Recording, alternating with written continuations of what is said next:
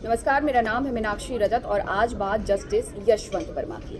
Justice Yashwant Verma जिनके आवास से जले हुए 500 रुपए के नोट बरामद किए गए थे। घटना 14 मार्च की है। उनके लुटियंस दिल्ली स्थित आवास में आग लगती है। फायर ब्रिगेड की टीम को आग बुझाने के लिए बुलाया जाता है, लेकिन आग बुझाने की टीम को जो बरामद होता है उसने सबके होश उड़ा दिए।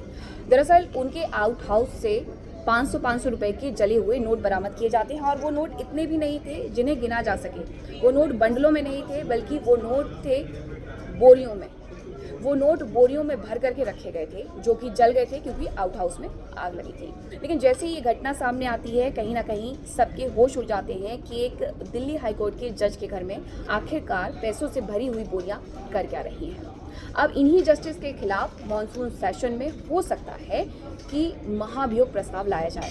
अब महाभियोग प्रस्ताव लाने की वजह क्या है वो आपने जान ली है। महाभियोग प्रस्ताव कैसे लाया जाता है वो भी बताऊंगी, लेकिन सबसे पहले इस केस की जो टाइमलाइन है वो मैं आपको बता देती हूँ। 14 मार्च को रात के वक्त उनके घर में आग लग जाती है। आग लगने के बाद फायर ब्रिगेड की टीम को बुलाया जाता है, जैसा सब कहीं होता है। आग बुझाने के लिए टीम पहुंचती है, लेकिन बोरों में भरे हुए नोट बरामद होते हैं जो कि पूरी तरीके से जल चुके होते हैं। अब ये खबर भी आग की तरह ही फैल जाती है। जैसे इसके बारे में मीडिया को जानकारी लगती है, उनके वहाँ पर पहुँचते हैं और उसके बाद जो तमाम चीज़ें निकल करके सामने आती हैं वो चौंकाने वाली होती हैं कि किस तरीके से उनके घर में भर भर के नोट रखे गए थे। हालांकि जस्टिस यशवंत वर्मा की तरफ से इनकार कर दिया गया था कि उनके घर से इस तरीके की कुछ भी चीज़ बरामद हुई है, लेकिन सबूत काफ़ी होते हैं और यही वजह है कि 22 मार्च को तत्कालीन सीजेआई जस्टिस संजीव खन्ना को 3 सदस्यीय कमेटी बनानी पड़ी जिस पूरे मामले की जांच करेगी। अब जस्टिस संजीव खन्ना की तरफ से ये कमेटी बना ली गई, समिति की तरफ से जांच की जाती है और जस्टिस संजीव खन्ना को ये रिपोर्ट भी सौंप दी जाती है। संजीव जस्टिस खन्ना जो कि पूर्व सीजेआई हैं, रिटायर हो चुके हैं और अब नए सीजेआई गवाही बनाए गए हैं। लेकिन इस सब के बीच जो जस्टिस संजीव खन्ना को रिपोर्ट सौंपी गई थी उसमें ये सच निकल करके सामने आता है कि नोट बरामद हुए हैं। 4 तारीख को ये रिपोर्ट भेज दी जाती है प्रधानमंत्री और राष्ट्रपति को और उनकी तरफ से, यानी जस्टिस संजीव खन्ना की तरफ से, पूर्व जस्टिस संजीव खन्ना की तरफ से ये मांग की जाती है कि अब महाभियोग प्रस्ताव लाया जाए, क्योंकि आप किसी भी जज पर इस तरीके से कार्रवाई नहीं कर सकते जैसे आम लोगों के लिए होती है। थोड़ा रास्ता अलग होता है और यही वजह है कि महाभियोग प्रस्ताव लाने की बात की जाती है। अब जब महाभियोग प्रस्ताव लाने की बात की जाती है तो ये माना जा रहा है जुलाई के तीसरे सप्ताह में जो मॉनसून सेशन शुरू होने वाला है उसमें उनके खिलाफ महाभियोग प्रस्ताव लाया जा सकता है। महाभियोग प्रस्ताव लाने के नियम क्या है वो बताती हूँ। दरअसल राष्ट्रपति द्रौपदी मुर्मू की तरफ से लोकसभा के अध्यक्ष और साथ ही राज्यसभा के जो सभापति हैं उन्हें रिपोर्ट भेज दी गई है। महाभियोग प्रस्ताव लाने के लिए कहा गया है। नियम ये कहते हैं कि अगर राज्यसभा में महाभियोग प्रस्ताव लाना है तो कम से कम 50 सदस्यों के हस्ताक्षर होने चाहिए, लोकसभा में 100 सदस्यों के हस्ताक्षर होने चाहिए।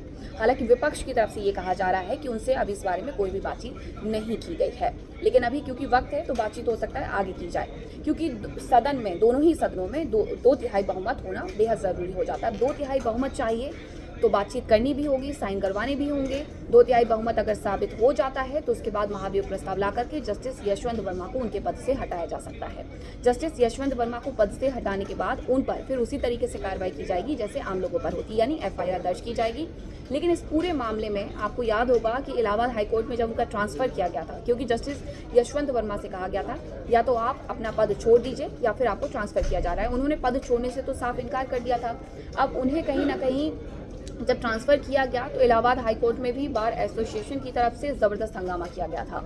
उन्होंने तत्कालीन सीजेआई से आकर के मुलाकात भी की थी दिल्ली में, और दिल्ली में जब ये मुलाकात हुई थी तो उसके बाद कहीं ना कहीं बार एसोसिएशन को मनाया गया और ट्रांसफ़र कर दिया गया जस्टिस यशवंत वर्मा का। हालांकि जस्टिस यशवंत वर्मा को कोई भी कार्य अभी तक नहीं सौंपा गया है। जस्टिस यशवंत वर्मा कौन है वो भी जान लीजिए। जस्टिस यशवंत वर्मा वही जज हैं जिनकी तरफ से सत्येंद्र जैन के मामले में सुनवाई की गई थी। इसके अलावा कथित शराब दिल्ली का जो घोटाला था उसमें सुनवाई की गई थी। इसके अलावा एक और मामला था जिसमें वो शामिल थे, वो मामला था दुर्गेश पाठक को लेकर के। यानी तमाम ऐसे मुद्दे रहे हैं, बड़े केस रहे हैं जिसमें जस्टिस यशवंत वर्मा संलग्न रहे हैं। लेकिन अब महाभियोग प्रस्ताव ला करके उन्हें जब हटाया जाएगा तो जांच की जाएगी कि आखिरकार उनके आवास पर भर भर के बोरियां ये पैसे आए कैसे और आगे क्या होगा ये भी मैं आपको बताऊंगी। लेकिन थोड़ा सा इंतजार करना होगा, क्योंकि जुलाई में जब सेशन शुरू होगा तो महाभियोग प्रस्ताव लाया जाएगा। उस महाभियोग प्रस्ताव लाने के बाद क्या कुछ कार्रवाई होती है, पूरे देश की नज़रें टिकी हुई हैं कि जब एक जज के घर से, सिटिंग जज के घर से पैसे बरामद किए जाते हैं तो क्या उन पर कार्रवाई भी आम लोगों की तरह ही होती है।